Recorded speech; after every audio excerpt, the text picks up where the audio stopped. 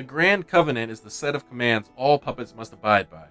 Lies of P's puppets are much closer to robots than they are marionettes, so it makes sense that the laws would be inspired by Isaac Asimov's Laws of Robotics from his I, Robot collection of short stories. The ultimate intent of the Grand Covenant is meant to be to prevent something like the puppet frenzy from happening, which obviously did not work out, and it is ironically the reason it even happened. While the Grand Covenant never actually fails in Lies of P, and the only reason the puppets start murdering is Geppetto's secret rule, the blind faith in it as a safety net was completely misguided. The Grand Covenant is quite flawed, and Krot was already steaming towards a puppet disaster with or without Geppetto's interference. Before I get to what I mean by that, we need to dig into the ins and outs of the Grand Covenant first. The Grand Covenant is a set of absolute commands imprinted on puppets when they are made. First law. All puppets must obey their creator's commands. Second law. A puppet may not harm humans. Third law. A puppet protects and serves humans and the city of Krot. Fourth law. A puppet cannot lie. But they were all of them deceived, for another ring was made. Law 0. The creator's name is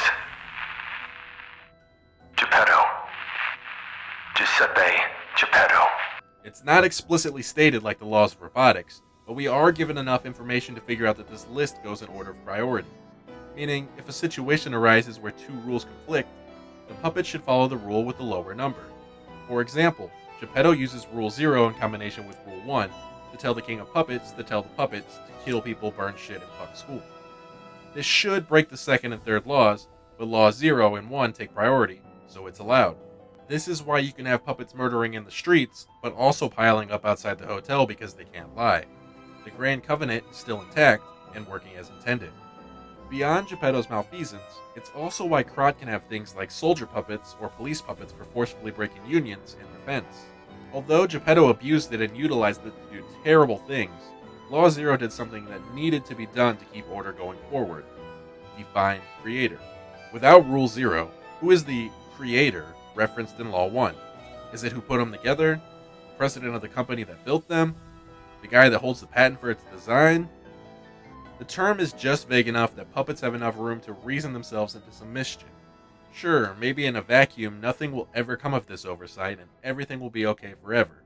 But something like the Grand Covenant needs to be designed with Murphy's Law in mind, and Krot definitely isn't a vacuum.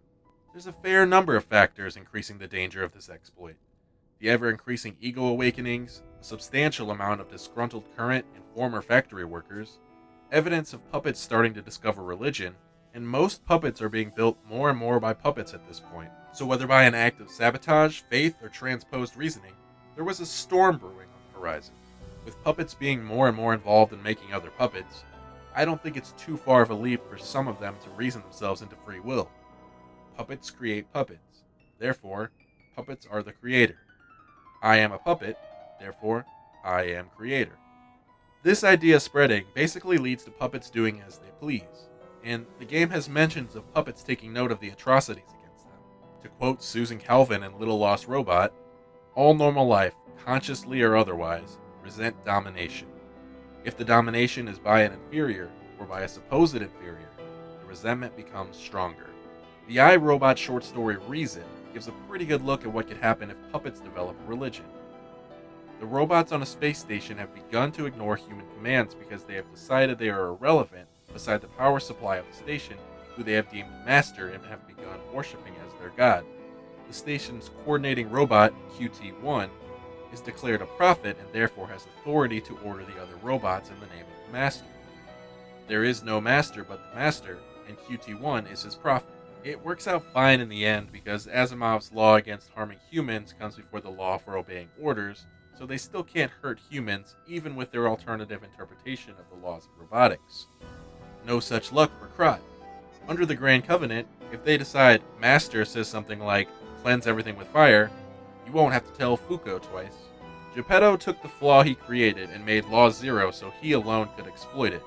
But the potential loophole was always there, and it was kind of silly for the people of Krot to put such blind faith in it, especially without knowing about Law 0. But there's also drawbacks, though not quite as dire, to statically setting the value. You effectively lose Law 1 if the creator dies.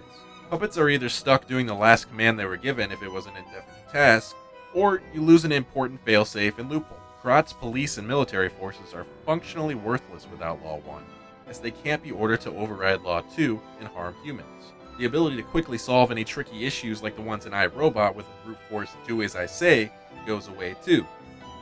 The Grand Covenant is heavily dependent on Law 1 to function long term, seeing as it is fraught with somewhat vague and abstract terms that can leave things up to the interpretation of the puppet. This becomes more and more of an issue as puppets are built smarter and smarter, and more of them have ego awakenings. Yes, we are human. What exactly constitutes harm? Sure, hitting someone with a stop sign counts, but what about emotional damage? Does harm by inaction count? Am I causing harm by serving my angry alcoholic master 10 gin and tonics every night? Most importantly, how would a puppet handle something like the trolley problem? When given a choice between two actions guaranteed to cause harm, is the puppet given the autonomy to decide what will do less harm, or will they just shut down? One of these potentially leads to the Age of Ultron, while the other has a world of puppets just constantly freezing up in the face of life's complexities. All of this before figuring out what the heck the third law even means, or deciding what exactly constitutes a lie. In all fairness, the Grand Covenant was created some 50 years before Asimov would write his short stories, so no one in Krot had those as a warning sign about what could go wrong. To quote the stories, "It is the obvious which is so difficult to see most of the time. People say it's as plain as the nose on your face, but how much of the nose on your face can you see unless someone holds a mirror up to you?" Krot didn't have that mirror. Krot's Grand Covenant was a reactionary and hasty addition to puppets after the quite true rumors of a puppet murdering a family were starting to spread. So despite Vanini's high hopes and best efforts, Geppetto likely never meant for them to be perfect or even long-lasting. Arguably, puppets are safer without the Grand Covenant. You may get the odd murder robot, but at least you could theoretically reason with them. Puppets misbehaving under the Grand Covenant likely have to misbehave whether they want to or not. Unfortunately for Krot, Geppetto never gave the laws a chance to fail naturally, and it'll be interesting to see in future content if they fully learned a lesson, or if they'll just blame it on Geppetto, remove Law 0, and call it a day.